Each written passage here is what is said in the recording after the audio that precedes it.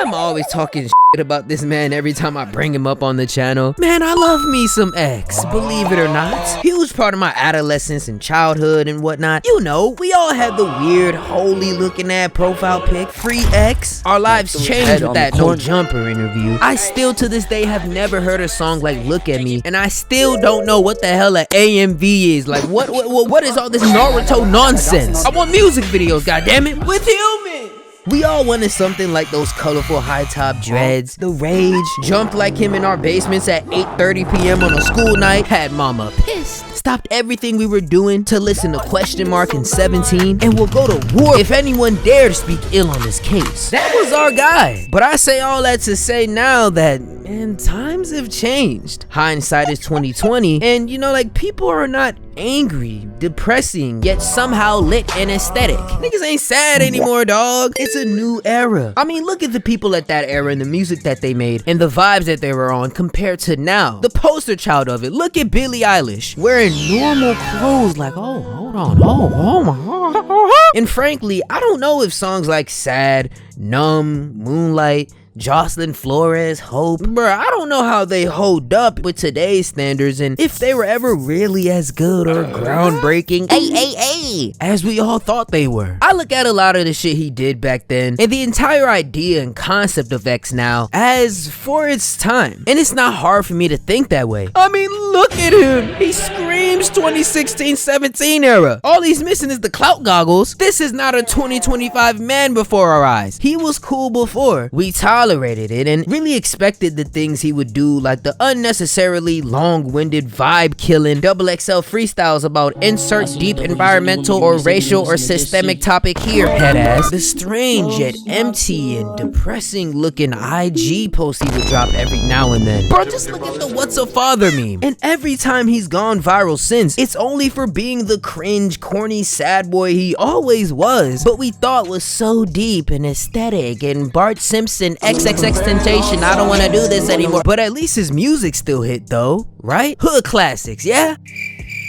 I guess. And like, no, don't get me wrong. My top 10 from him will always do the trick. It's right here and it's the only correct list ever. But outside of those mainly 2015-16 era released tracks, you gotta ask yourself, how have his actual studio released albums like Question Mark, 17, even Skins, Bad Vibes Forever, I'm so high, that absolutely pale in comparison to those 10, by the way. How would that sound? You know, those bangers that we were bumping on the day-to-day years back. All that sad shit, save me. Even then, hold up. Y'all remember when he and Uzi dropped on the same day with 17 and Love Is Rage 2? If y'all don't mind, let me ask y'all, which one of these did y'all bump first? This lit, turn, infectious, shoulder shimmy and peak Uzi auto-tune floating melody stare mama, I don't want my ex. Literally had hoes bouncing. For this one note, depressing, half finished, damn near cringe at times, poorly written, somewhat repetitive, short, pretentious ass intro having, great deep album that, nah, for real, that ass has good songs, great even. Jocelyn, Obsession, Revenge, dog, you gotta be kidding me. At the time, it was a no-brainer that 17 was the better, more real music album. And if you would have asked me in the interview which one of these did I listen to, that would have been my exact answer. But whole time and like really thinking back, I listened to Love Is Rage 2 first and like way more, and I do not regret my decision. And just naturally, cause I rocked with X the long way, had the hair and everything, man, you know what I'm saying? Like, here's some proof. But I just wasn't in that demographic of that corny type of sad boy to be caught bumping this on a late summer night the week before the already depressing school year starts. Hell no, man, hell no.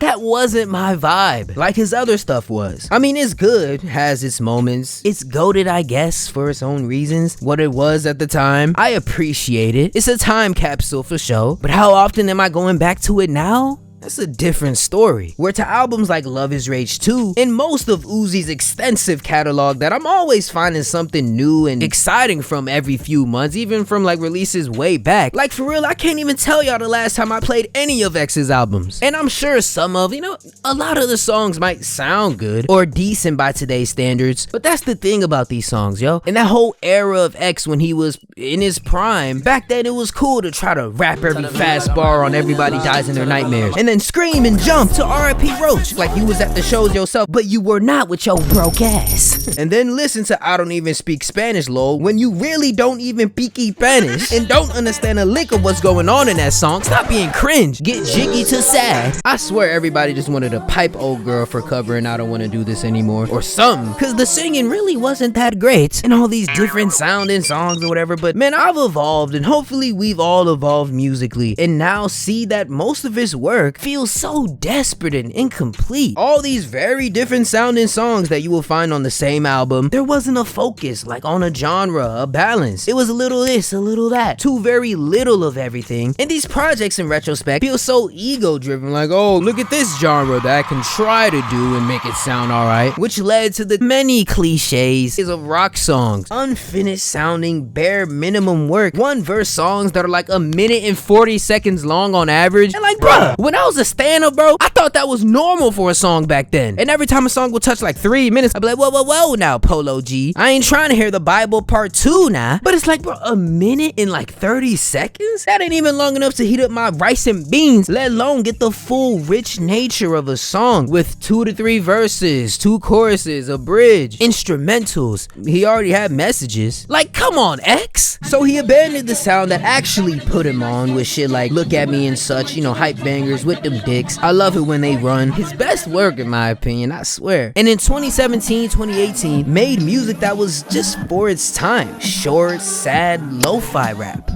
Whatever the hell that is. It hit in 2017, but just sounds funny to me and lacking in so many areas now. Real talk, like no joke, I feel like Peep and Juice have way better catalogs and more of a consistent upside with their work overall too. Like Peep, he had that Peep sound, the trap guitar, girls, awful things, GBC, Tracy. Then he could rap too on some low-key-ish like Star Shopping, Nuts, The Way I See Things. And judging by his later posthumous releases in his career with stuff like Spotlight, Falling Down, and the entire Come Over When You're Sober series, it seems as though our boy was transitioning into some more pop stuff, having songs with a bit more structure, melodies, instruments, and that you could hear on the radio, and that aren't 37 seconds long. In Juice, the boy could rap his ass off for 5 hours straight, so his songs weren't 30 seconds long. Then he could also sing his ass off on that pop style, and it's not just me saying it, ask some of the biggest stars in the world, in the pop landscape, they'll tell you. But also never let up and always held down the rap caviar fan base with tapes and songs with Thug, Future, YB, artists that X would just like not mesh with, I feel like. And Juice famously was a sad boy, but it didn't define him completely. He wasn't Bart. He was just a versatile artist with these consistent albums that had their own Juice WRLD sound and vibe to it. You saw the growth in them from Goodbye and Good Riddance to Death Race for Love and then Legends Never Die. And he was just that lit, turnt yet sad, drugged up boy, that hybrid that X always wanted to be. And comparing X's cursed posthumous releases to theirs is almost disrespectful to Peep and Juice. But I mean, even comparing stuff like Skins and Bad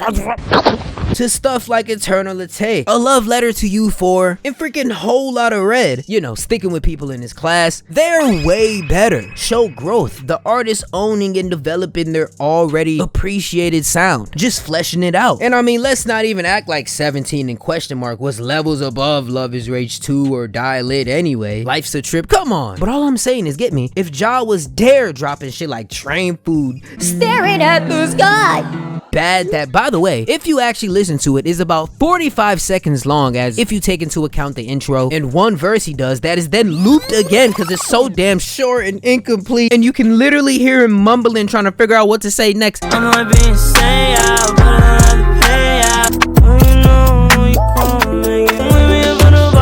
And it's only a minute 30. Pain equals best friend or whatever. I don't let go. And all that dead emo rap nonsense at the 2019 through 2021 time that I'm assuming that this would be when he would be dropping these songs in his timeline. Against these, it would have flopped. And we'd be having a whole nother conversation now. On me. On Ja. And don't get me wrong, man. God damn. What a man he was. You know, a very adaptable guy. Was always subject to change on the fly. So I'm sure he wouldn't have been that same dude he was. Rocking his big ass jean jacket in the middle of the summer. the dude he was in 2018. He was a special guy. So it's hard to say what he'd be on now. I'm sure he'd be on something very different. Who's to say? But when you really think about it, for what we have, for the catalog he does have out, then to see all this praising and glazing he gets for its prime, that was only 2 years, is that really enough to call someone a legend and say that he was a superstar and would be shitting on the game now? He was a pivotal artist and shaped a whole community and subgenre of underground rap. Yes, a demon at his time for sure, but flawless music legend?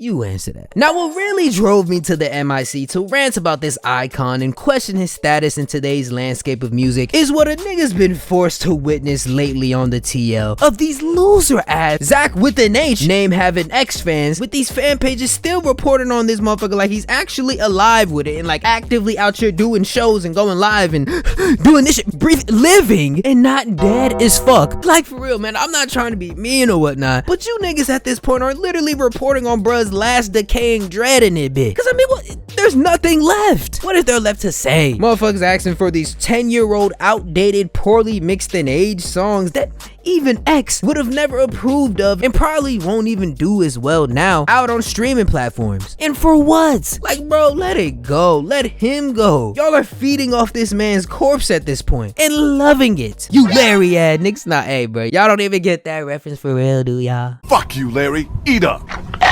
It's pathetic. What news could there possibly be to report on, bro? Huh? And what really kills me is not only the fact that these 4 thick, dirty face ass ran up on Ja with them yappas and Brody thought he could actually single-handedly fend them off with his Jedi mind tricks for some reason. Why he ain't just give him the 10 bands? We will never know. No. Yo, that nigga, man. Ain't even get to spend the 50K. Man, someone touch on their booty in jail or something. You was on some pussy shit too. Don't act like we ain't seen that. But what messes me up now is that his best friend, his day one, stayed solid to the end. When you really think about it, Ski Master Slump God has to deal with this BS every single day of his life and career, as these X and even Juice fans have him stuck in this never-ending dead friend vortex, always being harassed on his streams about stories about X in jail or on tour, or remember when Juice WRLD was rapping for 14 hours straight? Do you have some unreleased leaks with them? What about that Evil Twins EP? I know you got that one toothbrush or t-shirt, well, probably not t-shirt, because you know X never wore that shit. But pair of sweaty ball juice trench shorts that Ja wore on stage from all that, you know, like jumping you would do, that he like left at your crib on July 16, 2017 after a sleepover. Send it to me, Stokely, please.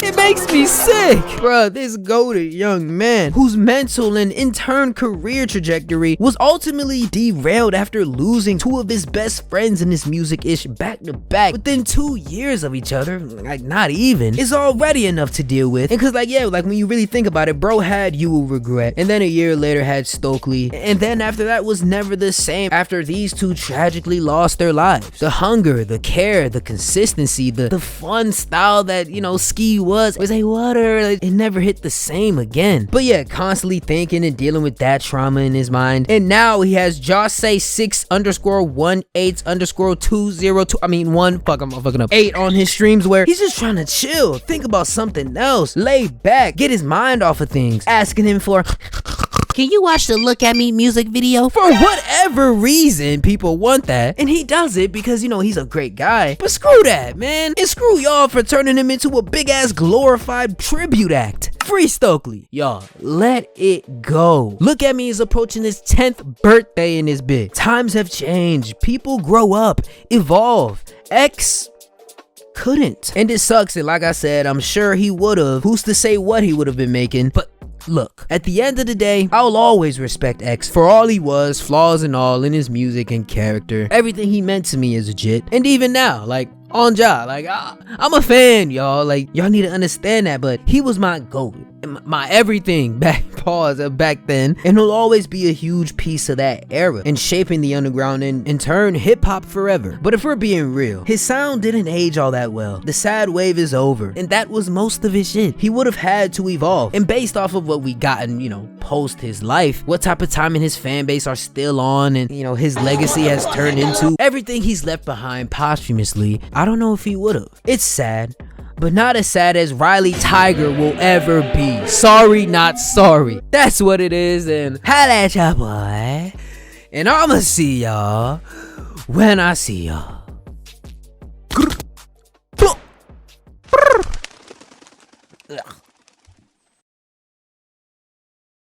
Hey, big gun, same size as a little kid. Pulling money out that bitch like she at ATM. Make friends, nah, boy, I wanna make bands. Cause I wanna jag, and my shorty wanna play bands. Just send me a fucking dollar. I don't wanna talk to y'all.